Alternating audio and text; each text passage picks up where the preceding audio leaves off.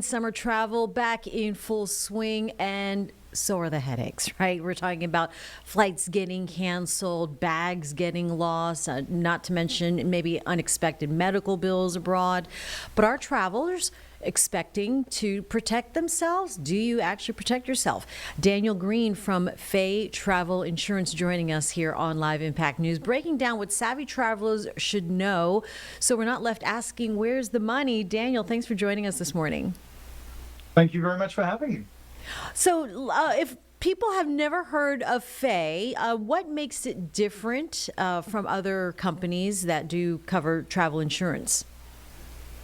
So one of the things that Fay hopes to provide is proactive travel insurance. We actually encourage our customers to give us the details of your flights in advance. We track those flights for you.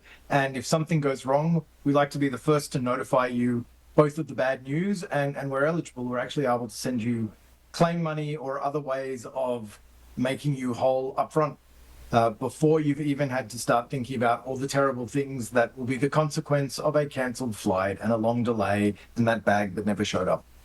Okay, so walk us through a scenario, like worst case scenario. What would happen if I'm abroad at 2 a.m. and something happens?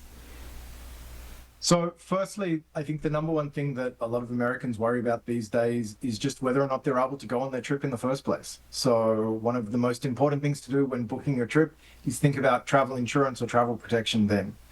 It can be anything from you get sick, someone in your immediate family gets sick, and you need to take care of them. And really, that's sometimes the most important way in which you can be made whole and protect the investment in the trip.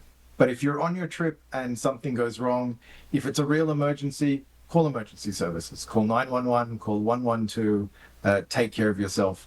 And then when you get to the hospital or wherever you're going, you can notify your travel insurance company like Fay, and then we can start to speak to the hospital on your behalf so that you don't get a hefty bill on your last day in the hospital, but your provider can take care of that for you, a little bit like what you would do with your HMO when you're back home.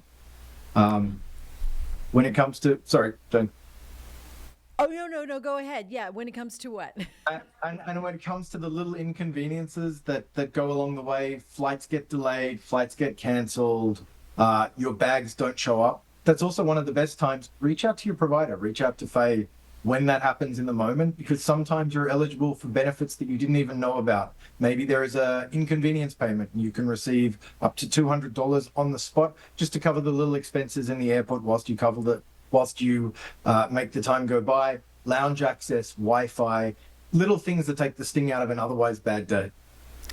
I got to say, Daniel, some travel has gone up, the cost significantly, right? And so travel insurance is probably one of those last things that we think of. And are people buying more insurance these days, or because the travel is costing so much, are they choosing to skimp out on travel insurance?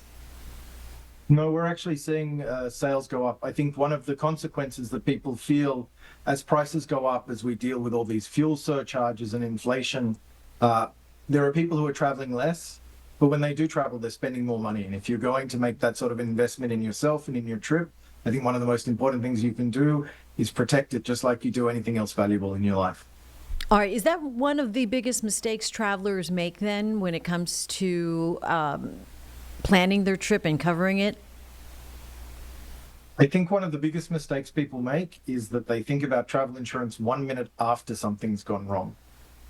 You can buy travel insurance in a lot of scenarios, even when you're at home just before you leave for the airport. As much as we encourage you to buy your travel insurance at the same time as you buy your trip, in most cases, so long as something hasn't already gone wrong and you haven't left for your trip, it's not too late to change your mind and to get protected.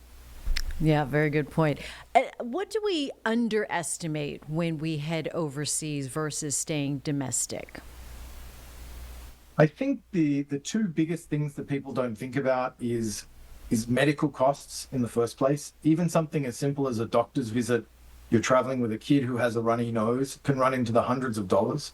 But not only that, the worst case scenarios often involve you needing to be evacuated, put on an emergency flight, you need to get home tonight. And as much as you think it's expensive what it costs to buy a return ticket today to Europe, buying a one-way ticket a few hours before you need to depart, those can get eye-wateringly expensive. So knowing that if you have to return home because it's a medical emergency or a family emergency, and that cost can be taken care of, that can be a significant relief. Oh, man. So, what kind of coverage should we be thinking about or looking for when it comes to planning a trip overseas?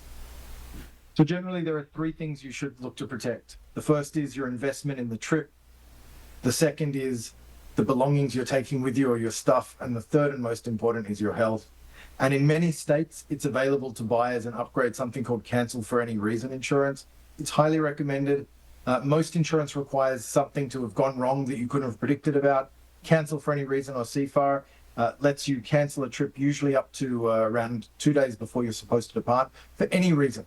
My dog ate my homework. I don't want to go, and I need my refund back. Right. How about things that we think are covered by insurance and are not? Are there any elements? So certainly when it comes to most coverages, there are limits. Valuables, cash, certain types of things you might take with you, there's a limit or not covered at all. There are rules around pre-existing conditions. So once again, if you already know that you have a health problem that's likely to flare up on a trip, it's not always covered. If you read the terms and conditions of the policy, it's covered in different ways. Don't assume that you have no coverage for these things, but if you know that there's a problem, ask questions of your provider or read the terms. All right. And then as far as buying insurance through the airline themselves, like directly, is it worth it, or are we better off going elsewhere?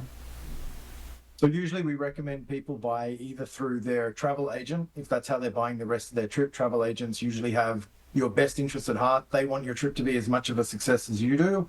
Otherwise, we recommend buying directly from providers like ourselves, Faye, other major providers out there. You're just always going to get the best price when buying directly from a provider and not through an intermediary like an airline. All right. Where should we go to get more information on Faye? And is there anything else did we miss that we need to take away from today? I think the most important thing is the earlier you buy your travel insurance, the more and the longer that you're covered for. And you can meet Faye at www.withfaye.com. All right, Daniel Green from Faye Travel Insurance. Good information this morning. Appreciate that, as I do have a couple of trips coming up. Might need to do that just before I get on the plane. Thank you so much. Thank you for having me.